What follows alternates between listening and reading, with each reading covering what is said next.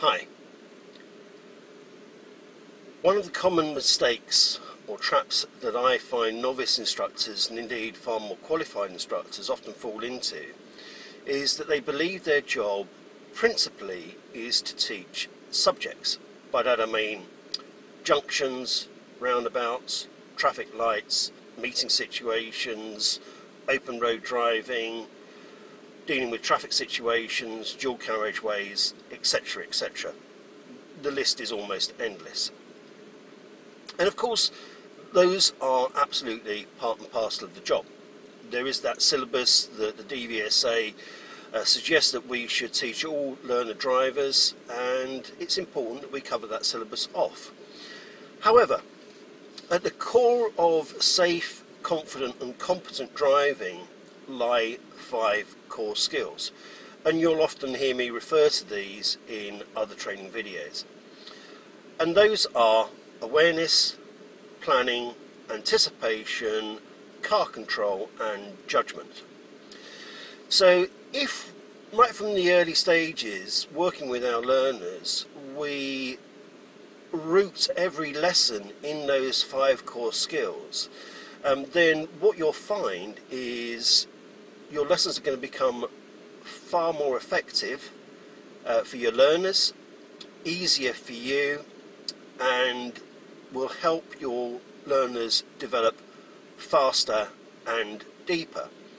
Because if you think about it, everything that we do as drivers are essentially rooted in those 5 core skills. It doesn't matter whether we're dealing with a roundabout, or we're reverse parking, or we're dealing with meeting situations, or a bit of an awkward situation on the road, or just plain driving, then everything that we do as drivers, in essence, comes from those 5 core skills. So rather than to talk about that in too much more detail now, but I will do in other training videos, what I want to do is just go on a short little demonstration drive where I'm actually going to talk you through, as a driver myself and as an instructor and an instructor trainer, how those 5 core skills apply to me in the way that I'm driving, in the way that I'm assessing what I'm doing, etc. So hopefully this is going to make sense, you know, as the video rolls on. I'm going to go for a short drive here from my local town. I'm in a pretty empty car park at the moment. There's only one other car in the car park, but there are a few kids riding around on bikes, playing on a big dirt hill to the left, which you may be able to catch on camera, I'm not sure. So whilst there's not an awful lot kicking off at the moment, there are still risks around, so I'm going to need to plan what I'm going to do before I set off. And then continuously, you know, throughout the rest of the drive, it's only going to be about 10 minutes or so, you know, go through those 5 core skills. It's not a linear process, so yeah, I'm going to flick between one and the other, but that should be obvious to you through my commentary. So have a watch, have a look, have a listen, see what you think. So I'm setting off from the car park now. There are some kids riding around on bikes, as I mentioned earlier. There isn't anybody right at the moment, but that could change. So I'm anticipating that some a youngster on a bike might come flying into the exit that I'm taking, because that's where they've been practicing as I've been sitting here preparing to do the video. So that could happen as well. You're also going to see the windscreen wipers coming across. I apologise for that, because it's raining a little bit, or just starting to spit. Okay, so having a check all around. Can't see anybody moving near me at the moment, but I will put a signal on just in case that changes. So planning ahead, still looking all around and moving off slowly. Now, as I say, I'm going to anticipate there could be one or more cyclists about to come into the car park that I'm exiting from. They shouldn't do, because it's the exit, but kids as with other people, don't always follow the rules. So as you'll see here, I'm now exiting the car park. It's a very, very blind view to begin with, so I'm anticipating we could get somebody just crossing the path in front of me on the pavement. So I'm going to emerge very slow, and now I can see there's no pedestrian cyclists on the pavement, but there is a stream of vehicles coming from both the left and right. So I'm planning on when I'm going to be able to move. At the moment I don't have a gap, so I'm just going to keep being aware of what's happening around me, looking for that opportunity to go, which is coming up now. So that's going to affect the way that I control the car, so I'm bringing the clutch up smoothly, bit of gas, and I'm away.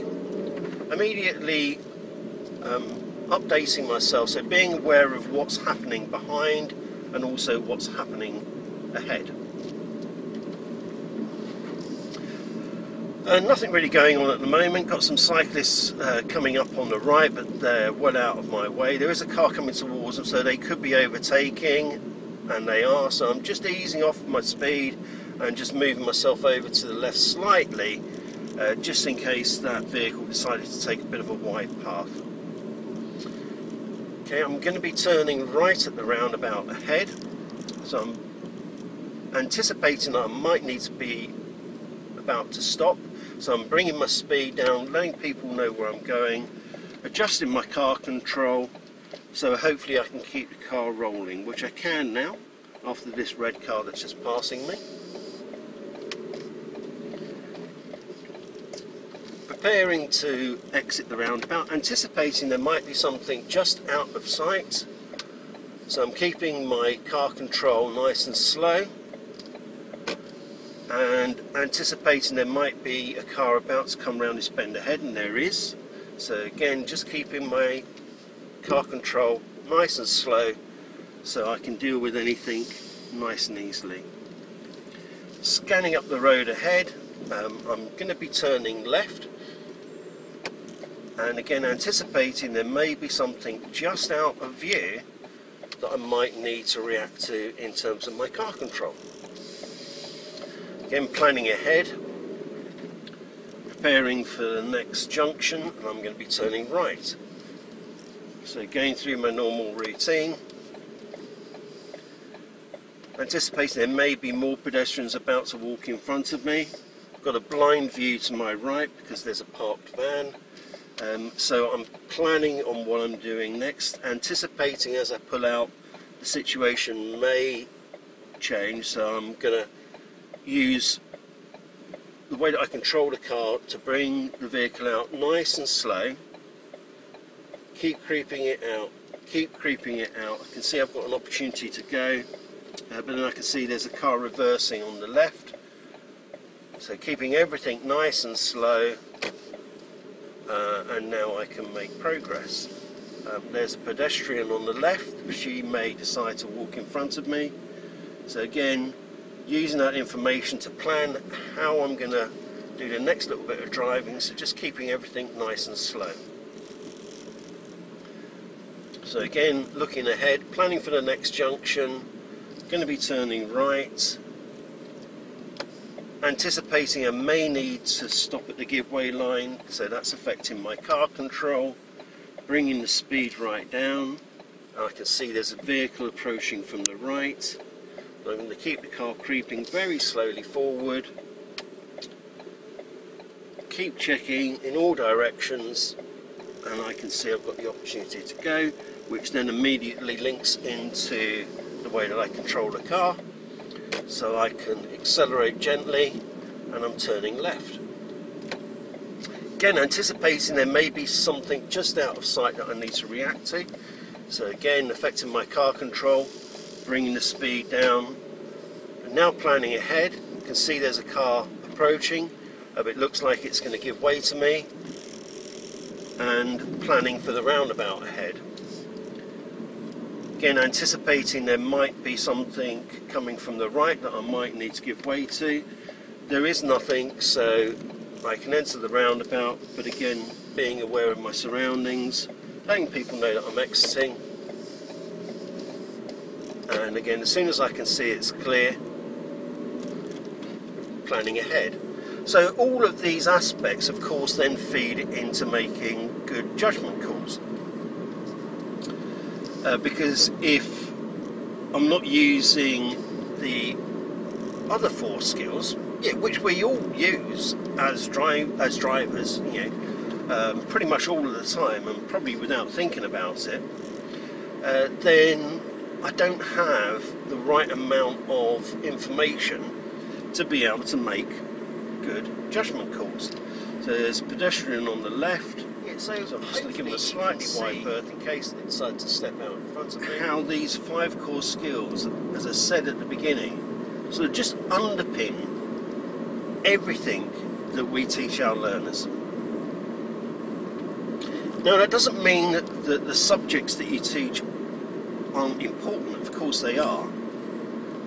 But the earlier you get into your students' heads what these 5 core skills are, the importance of them, and, as I just said, they underpin everything that we all do as drivers every time we get in a car, then, as I previously highlighted, I promise you what you'll find is their learning and development happens much faster and much deeper. Okay, so I do hope that makes sense.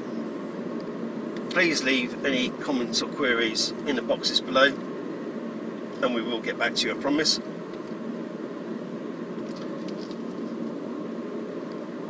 And this is something that you can go out and practice straight away, on your own. If you just sort of talk yourself through the drive,